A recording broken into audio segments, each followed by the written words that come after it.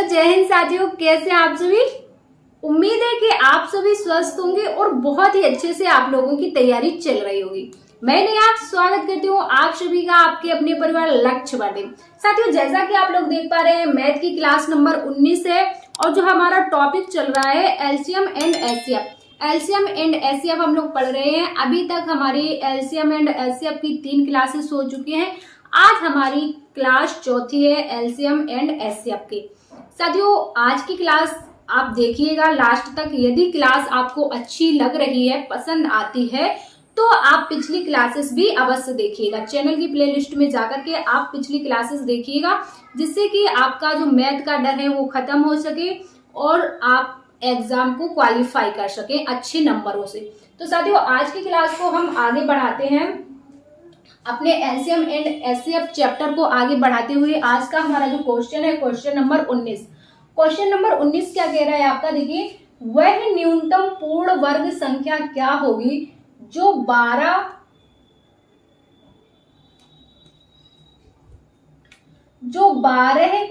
15 और 25 से पूर्णतः विभक्त हो। देखो, इसने क्या कहा है, न्यूनतम पूर्ण वर्ग। एक तो इसने कहा है कि पूर्ण वर्ग हो, क्या हो, वर्ग हो, और 12, 15, 25 से पूर्णतः विभक्त हो। 12, 15, 25 से मतलब एलसीएम आपको लेना है।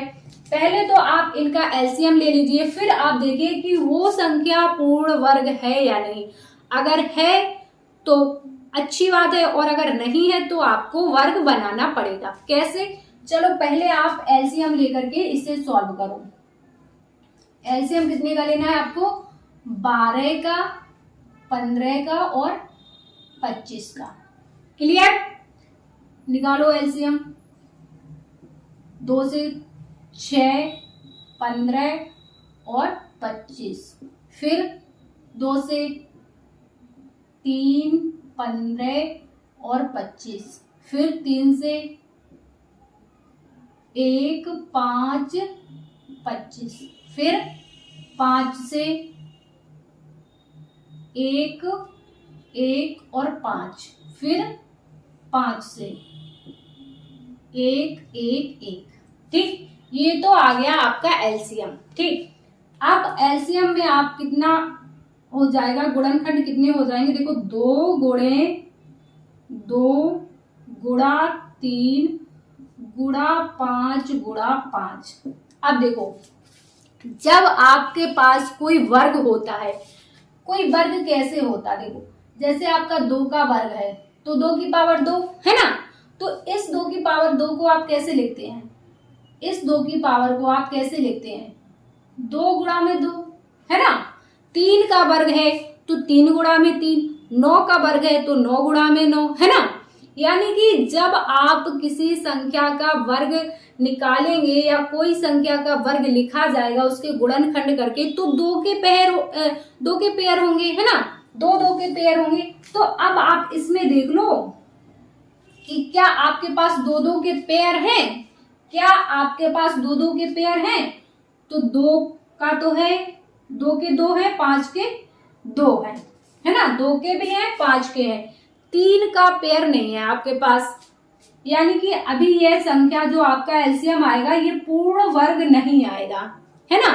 नहीं मानते हो तो निकाल के देख लो, नहीं मानते हो तो निकाल के देख लो। देखो, 5 25, 25 दूनी 50, दूनी 100, और 100 का गुणा 3 में करोगे तो कितना आ जाएगा, 300। 300 आ जाएगा आपका एलसीएम। और बताओ 300 किसी का वर्ग है क्या, 300 किसी का वर्ग है, तो आप कह देंगे नहीं, आप कह देंगे नहीं, 300 तो किसी का वर्ग नहीं है ना, 300 तो किसी का वर्ग नहीं है। तो वर्ग बनाने के लिए आपको क्या करना पड़ेगा, इन गुणनखंडों का पेयर बनाना पड़ेगा, है ना भाई। वर्ग में तो 2 पेयर होते हैं, 25 का वर्ग 5 गुणा 5, 4 का वर्ग 2 गुणा 2, 8 का वर्ग 8 वर्ग नहीं होता है, वो होता है, सॉरी, घन होता है ना। ऐसे ही 16 किसका वर्ग होगा, 4 गुणा 4, है ना। तो आपको वर्ग बनाना है, यानी कि पेयर बनाने पड़ेंगे 2 के। तो 2 का पेयर कंप्लीट है, 5 का पेयर कंप्लीट है, आपको 1 3 और चाहिए, क्या चाहिए आपको? एक 3 और चाहिए एक्स्ट्रा। तो भाई एक 3 और एक्स्ट्रा आपको अपनी तरफ से लिखना पड़ेगा। 2 गुणा में 2 गुणा में 3, एक 3 अपनी तरफ से लिख लो, फिर गुणा में 5 गुणा में 5।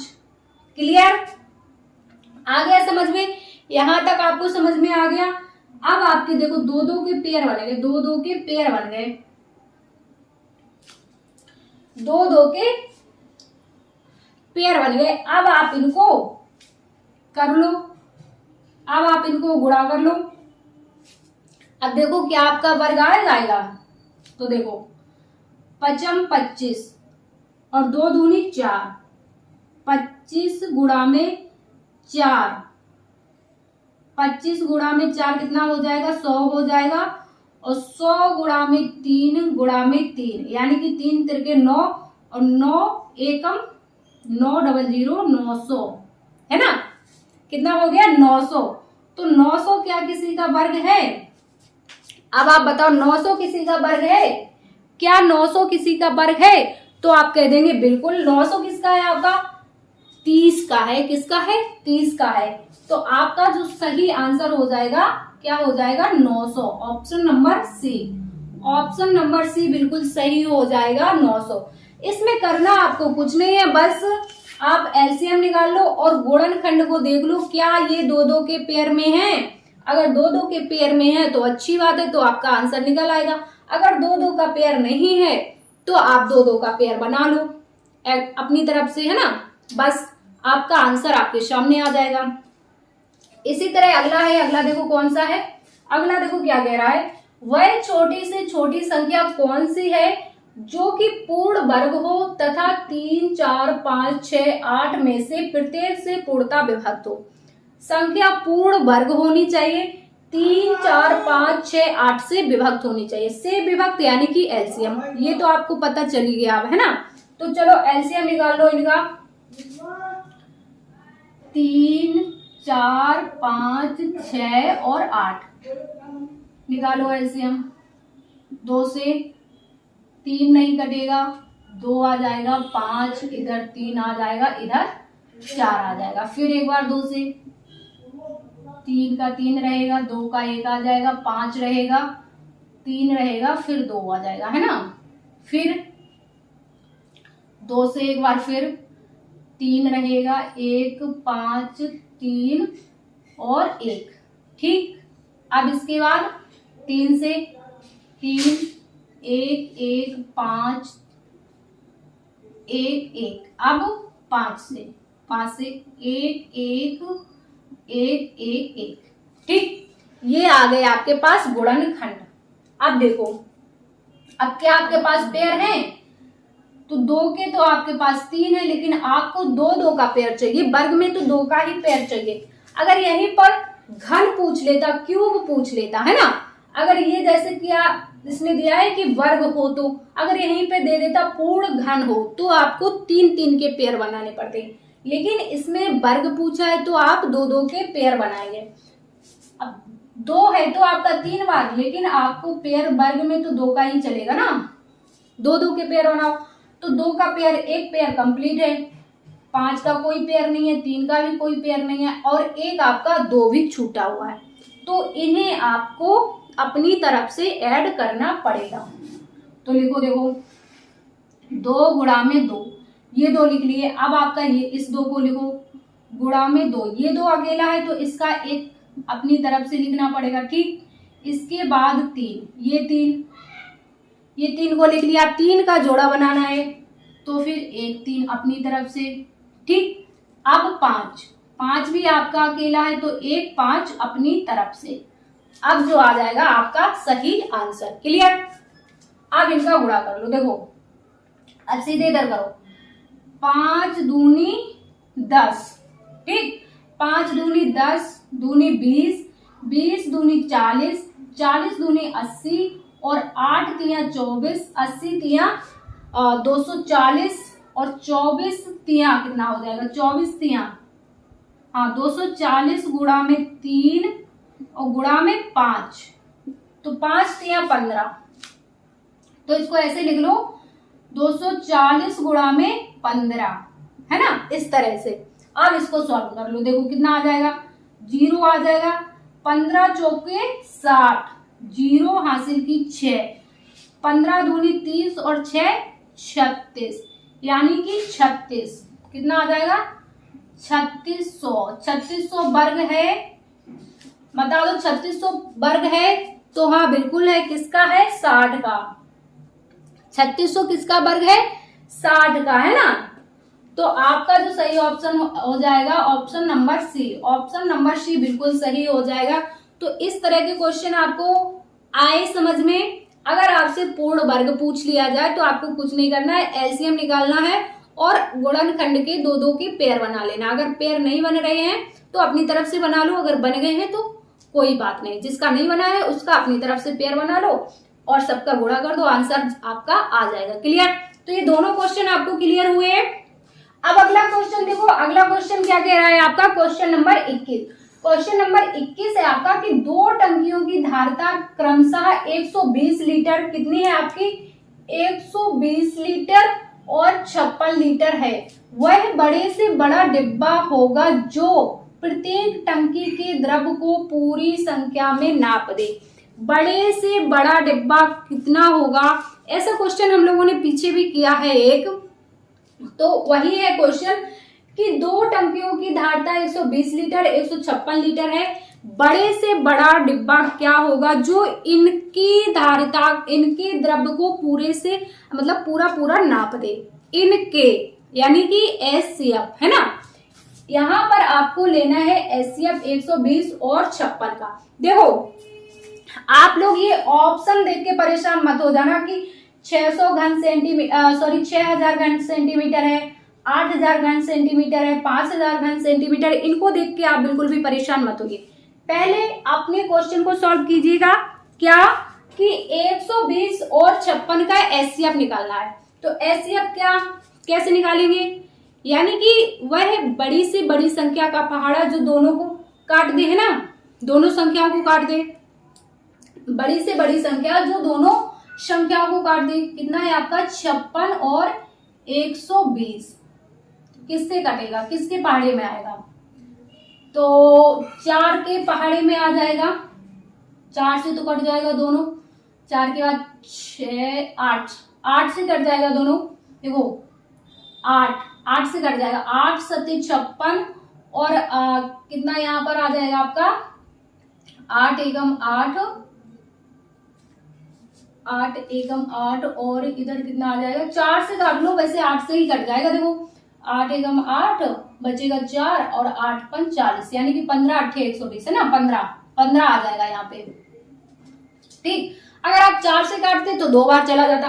अब क्या कोई ऐसी संख्या है जो इन दोनों नंबर को काट दे, कोई ऐसी संख्या जो इन दोनों नंबर को काट दे, तो कोई भी ऐसी संख्या नहीं है जो इन दोनों नंबर को काट दे, है ना।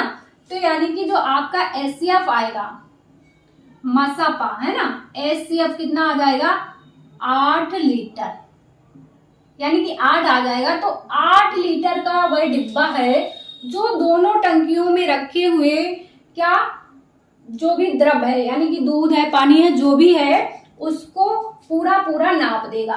120 लीटर वाले को भी नाप देगा और 56 लीटर वाले को भी नाप देगा। क्लियर, 8 लीटर का माप होगा। अब आपका आंसर तो दिया है घन सेंटीमीटर में, तो कोई परेशान होने की बात नहीं है, आप सभी को पता है, और अगर नहीं पता है तो आज पता चल जाएगा, है ना। आप सभी को क्या पता है कि 1 लीटर किसके बराबर होता है, 1 लीटर किसके बराबर होता है, 1000 घन सेंटीमीटर के, है ना, 1000 घन सेंटीमीटर जो आपका 1 लीटर होता है 1000 घन सेंटीमीटर के बराबर होता है। तो 8 लीटर किसके बराबर हो जाएगा, 8 लीटर किसके बराबर हो जाएगा, 8000 घन सेंटीमीटर के बराबर, है ना, 8000 घन सेंटीमीटर के बराबर। तो आपका क्वेश्चन आ गया ना, आंसर आ गया ना, 8000 घन सेंटीमीटर, ऑप्शन नंबर बी आ गया क्वेश्चन के आंसर। क्वेश्चन का आंसर समझ में आया। इतने ही आसान क्वेश्चंस आते हैं आपकी यूपी पुलिस एग्जाम में।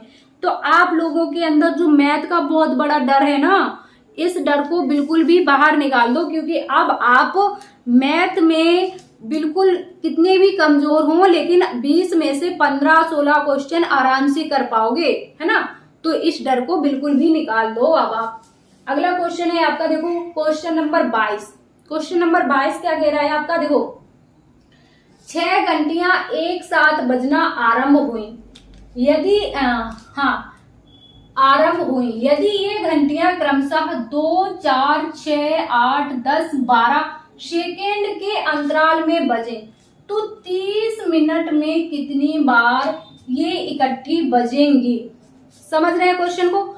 पिछली क्लास में भी हम लोगों ने इस टाइप का क्वेश्चन किया था, जहां पर घंटियों को एक साथ बजाना हो, है ना, लाइटों को एक साथ जगाना हो, बंद करना हो या फिर जगाना हो, है ना, यानी कि ऑन करना हो, और या फिर कोई एक जो आपका होता है स्टेडियम में कोई धावक दौड़ रहे हैं, कितने चक्कर लगा रहे हैं, है ना, या फिर चिड़ियां एक साथ उड़ रही हैं।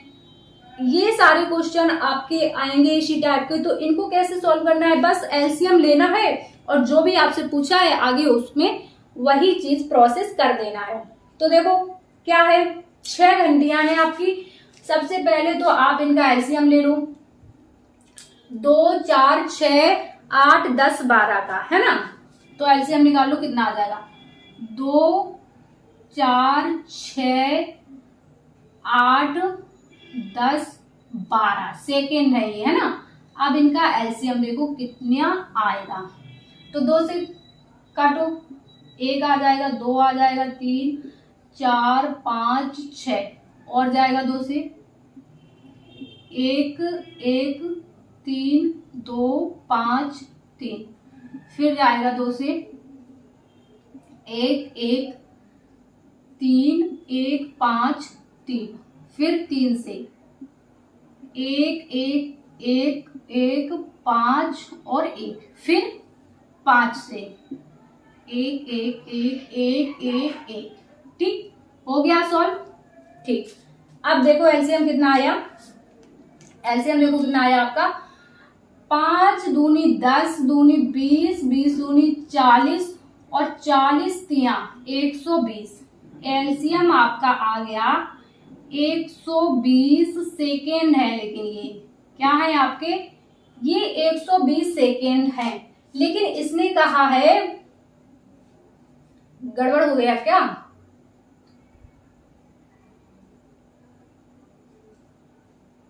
देखो 5 दूनी 10, 10 दूनी 20, 20 दूनी 40, 4 तिया 12, 120 सेकेंड है, ठीक, 120 सेकेंड है, ठीक। अब आपको मिनट में चेंज करना है, 120 सेकेंड है, आपको इनको मिनट में चेंज करना है, क्योंकि मिनट में कितनी बार बजेंगी, 30 मिनट इसने पूछा है ना।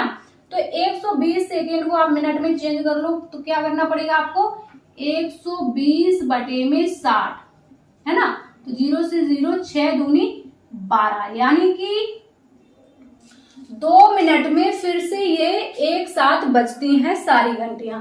2 मिनट बाद सारी फिर एक साथ बजती हैं, फिर अगले 2 मिनट बाद एक साथ बजेंगी, फिर अगले 2 मिनट बाद एक साथ बजेंगी। ऐसे कर करके ये 30 मिनट में कितनी बार एक साथ इकट्ठे बजेंगी। तो देख लो, 30 मिनट में निकाल लो, 30 बटे में 2, 2 पंचे 2 एकम 2, 2 पंचे 10, यानी कि 15। तो कितना आ गया आपका, 15। क्या ये 15 बार बजेंगी घंटियां एक साथ, बताओ। अगर आपसे ये पूछा जाता, ये वाली लाइन ना होती, यहां से, कहां से, एक साथ बजना आरंभ हुई, है ना, ये यहां से क्वेश्चन, यहां से होता, अगर आपका यहां से होता क्वेश्चन, है ना, ये ऊपर वाली लाइन ना होती, तब तो आपका आंसर ये बन जाता 15 बार, है ना, ऑप्शन नंबर ए। लेकिन 15 बार तो ये एक साथ बजी है, और पहले इसने एक बार और बजा दी है कि एक साथ बजना आरंभ हुई। पहले एक बार बज चुकी एक साथ, है ना, उसके बाद फिर 2 सेकेंड, 4 सेकेंड, 6 सेकेंड ऐसे बजे। तो 15 बार तो ये हो गई, और एक बार पहले बज चुकी है, क्या, एक बार आपकी पहले बज चुकी, 15 बार बाद में बजी, तो कितना बज जाएंगी आपकी, 16 बार। कितनी बार बच जाएंगी? आंसर जो आ जाएगा आपका ऑप्शन नंबर बी, कितनी? 16 बार बज चुकी। क्लियर? 30 मिनट में कितनी बार इकट्ठी बजेंगी आपकी? 16 बार। क्लियर? तो ये दोनों क्वेश्चन आपको अच्छे से क्लियर हो गए। आप नोट करते रहिए क्वेश्चनों को। अब देखो अगला क्वेश्चन, क्वेश्चन नंबर 23 क्या कह रहा है आपका? क्वेश्चन नंबर 23 है, 23 है कि दो संख्याओं का एलसीएम तथा एचसीएफ क्रमशः 75 तथा 15 है। एलसीएम जो है 75 है और एचसीएफ जो है 15 है। यदि इनका अंतर 10 है तो इन दोनों का योग क्या होगा? आपसे एलसीएम दिया गया है, एचसीएफ दिया गया है और अंतर दिया गया है। आपसे दोनों संख्याओं का योग पूछा है। अब योग कैसे निकालेंगे? योग तो आप तभी निकाल पाएंगे जब आपको दोनों संख्या पता होंगी, है ना? जब आपको दोनों संख्या पता होंगी तो पहले तो आपको दोनों संख्या पता करनी पड़ेगी। तो देखो पहले आप क्वेश्चन को समझो। 75 एलसीएम है, 15 एचसीएफ है और अंतर 10 है। ठीक, पहले आप इसको लिखो। क्या? एलसीएम कितना है? एलसीएम बराबर जो है आपका 75 है। एचसीएफ कितना है? एचसीएफ आपका 15 है। ठीक, क्लियर? और जो अंतर है a माइनस बी, मान लो दोनों का अंतर कितना है? 10 है। यहां तक बात आपको क्लियर हुई? ठीक, एचसीएफ 15 है, यानी कि 75 जो है आपका। अब आप ये देखेंगे कि 75 किसके किसके पहाड़े में आता है। पहला आपका 15 के पहाड़े में तो आता ही होगा क्योंकि 15 एचसीएफ है ना? तो पहला तो आप 75 को देखिए किसके किसके पहाड़े में आएगा। पहली बात तो ये 15 के पहाड़े में आएगा ही आएगा। ठीक, अब 15 से कम के पहाड़े में भी आ जाएगा, 5 के में भी आ जाएगा 75। लेकिन जब एचसीएफ आपका 15 है तो 15 से कम संख्या का तो यहाँ पर चांस ही नहीं होता कि जो दूसरी संख्या होगी वो 15 से कम होगी। समझ रहे हैं ना बात? एचसीएफ का मतलब ही होता है हाईएस्ट कॉमन फैक्टर, यानी कि जो दूसरी संख्या होगी वो 15 से कम तो होगी नहीं, 15 से ज्यादा ही होगी, है ना? समझ रहे हैं ना बात को? जो दूसरी संख्या होगी 15 से कम तो नहीं होगी, 15 से ज्यादा होगी। जिसके पहाड़े में 75 आएगा तो 15 के पहाड़े में तो आ गया। ठीक है, अगला आपका 20 के पहाड़े में तो आएगा नहीं, 25 के पहाड़े में 25 दूनी 50, 25 तिया 75। बिल्कुल सही बात, 75 के पहाड़े में 75 आएगा। इसके बाद फिर ये 75 के पहाड़े में 75 आएगा, 25 के पहाड़े में आएगा, 15 के बाद 25 में आएगा, 25 के बाद फिर 75 में ही आएगा। तो दूसरी संख्या आप 25 यहाँ पर मान सकते हैं क्योंकि 15 तो मान नहीं सकते। 15 अगर दूसरी भी संख्या 15 हो जाएगी तो आपका एलसीएम 75 थोड़ी ना, फिर तो आपका 15 ही रह जाएगा एलसीएम, है ना? समझ रहे हैं? तो दूसरी संख्या आप 75 यहाँ पर लिख सकते हैं। तो आप लिख क्या सकते हैं? दूसरी संख्या आपका यहाँ पर फाइनल भी हो गया कि 25 ही होगी। कैसे? देखो एचसीएफ तो 15 है ही आपका, 15 से कम संख्या होने का कोई मतलब है नहीं। अब 75 किसके पहाड़े में और आएगा? एलसीएम भी तो वही होगा जो संख्या के पहाड़े में आएगा, जिसके पहाड़े में आएगा उन्हीं का तो एलसीएम बनेगा, है ना? तो 25 के पहाड़े में आएगा, 25 के पहाड़े, यानी कि आपकी पहली संख्या 15 है और दूसरी संख्या 25 है। अब इसमें देखो एक कंडीशन और दी है, ये वाली कंडीशन भी देख लो। जो पहली और दूसरी का अंतर है 10 है, क्या 25 और 15 का अंतर 10 है? तो बिल्कुल ये भी कंडीशन ये फॉलो कर रहे हैं दोनों, है ना? और 25 के पहाड़े में 75 आ भी रहा है, यानी कि आपका ये 25 बिल्कुल सही बात है। क्लियर?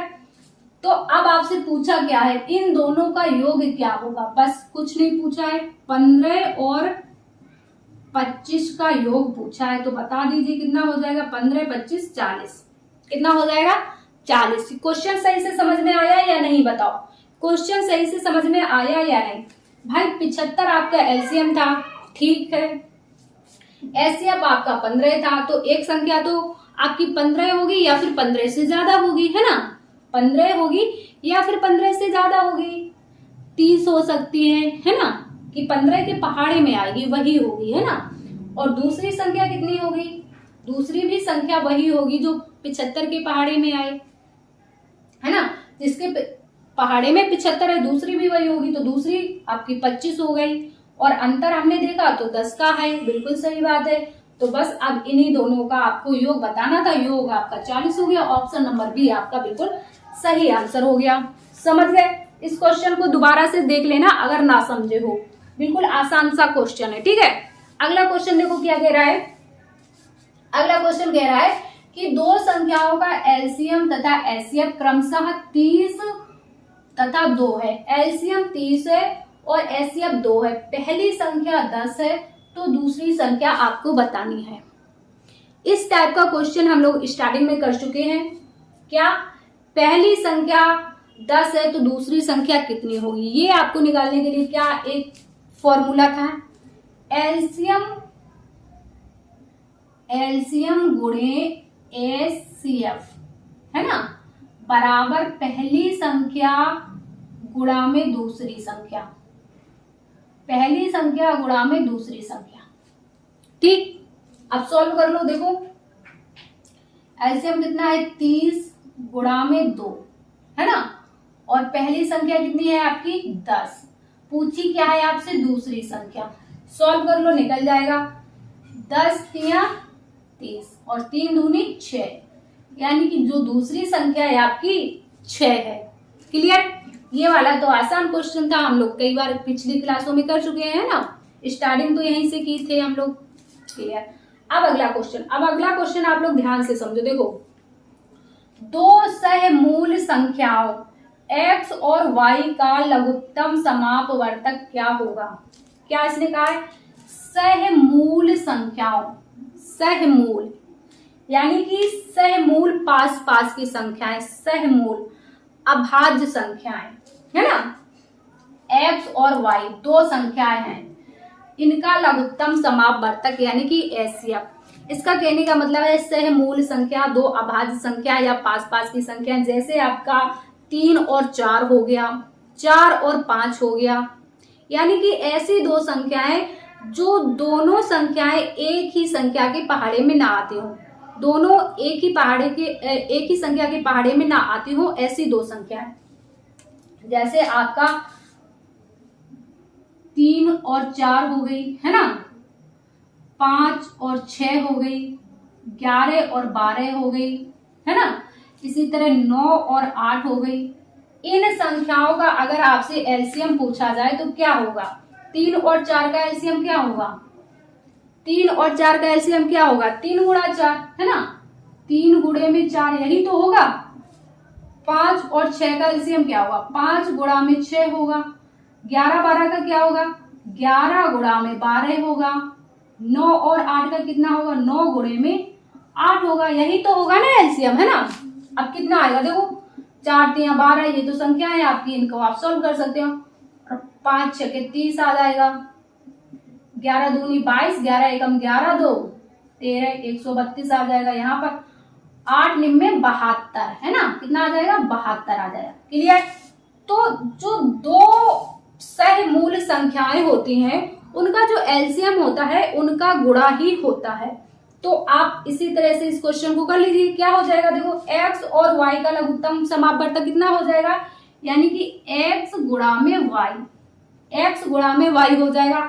ऑप्शन नंबर आपका सी यहाँ पर बिल्कुल सही हो जाएगा। क्या हो जाएगा, ऑप्शन नंबर सी बिल्कुल करेक्ट आंसर हो जाएगा। क्लियर? बातें आपको समझ में आई? तो आज की क्लास में हम लोगों ने कितने क्वेश्चन कर लिए, 7-8 क्वेश्चंस आज की क्लास में हम लोगों ने कर लिए हैं। ये क्वेश्चंस आपको कैसे लगे, क्वेश्चन आपको समझ में आए या नहीं आए, आप लोग कमेंट्स में जरूर बताइएगा, है ना। आज की क्लास को हम लोग इतना ही रखेंगे। क्लास आपको कैसी लगी है, मैथ आपको कितना समझ में आ रहा है, आप लोग कमेंट्स में जरूर बताइएगा।